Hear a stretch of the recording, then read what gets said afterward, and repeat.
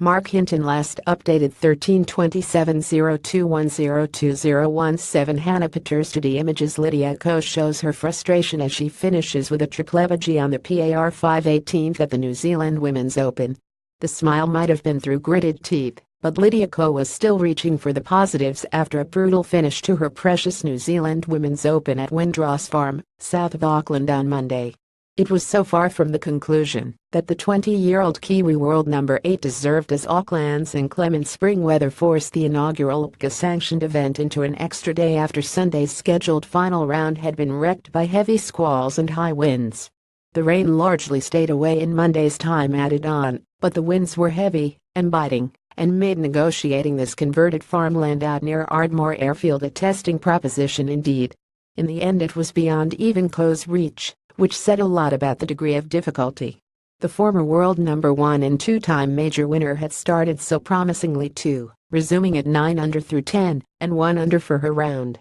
Redmore Henderson crowned New Zealand champion. Lydia's last push falls short. Ko unable to make her move. Canadian hotshot won to beat. She bogeyed the PAR 3/13 but then, sensationally, chipped in on the 282-meter PAR 4/15 for an eagle to soar to 10 under in a share of 4th. Everyone on course, and there was a decent crowd once again, hoped a top 3 finish could transpire, though runaway leader Brooke Henderson was out of reach. Then things came undone. Badly. Ko double bogeyed the PAR 3/17 when she lost her tee shot left and a cold pick found, and then triple bogeed the PAR 5/18 when she took an air swing from a tough spot beside a greenside bunker, then left her chip shot short. In just 2 holes she plummeted from equal 4th to a share of 22nd on 5 under, concluding with the most disappointing of 3 over 75s. Normally, after a finish like that, a pro golfer would go nowhere near the media room. They couldn't trust themselves to speak. But Ko is the face of this tournament, has spoken to her people throughout, and was not going to make an exception on this day. "I played really solid, apart from pretty much the last couple of holes," Ko said, biting back her frustration. "It was a tough finish, but overall I felt really solid. There were a lot of positives. Coming off 2 good finishes my past 2 events gave me the confidence this week.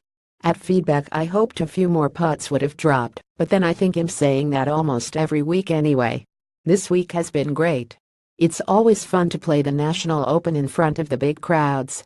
The crowds were really the cool aspect for me, and to have their support when I don't get to come home very often, it definitely gave me goosebumps and made me proud to play this event and have it as an LPGA event." Ko also supported the tough decision to take the tournament into an extra day and conclude as a 72-hole event. "It made so much sense to keep going, and the top of the leaderboard could change so much with the wins. Week to week, and even at the Avion reduced to 54 holes, we just have to go with it. They're trying to do the best for us.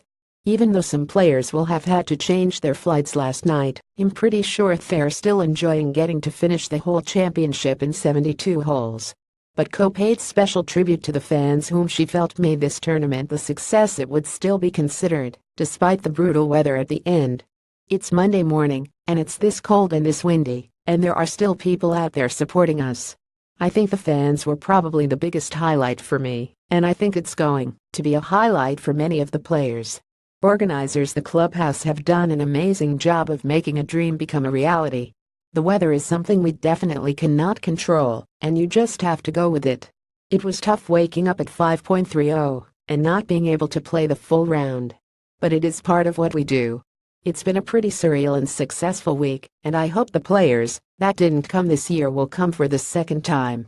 This is going to be a really cool spot for the girls, and hopefully throughout the years it will keep getting better."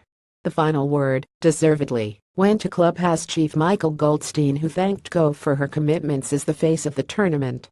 "Lydia has carried the weight of New Zealand on her shoulders this week, and just coming into the media center now after that finish speaks volumes. Lydia's a trooper. She sure is. Stuff."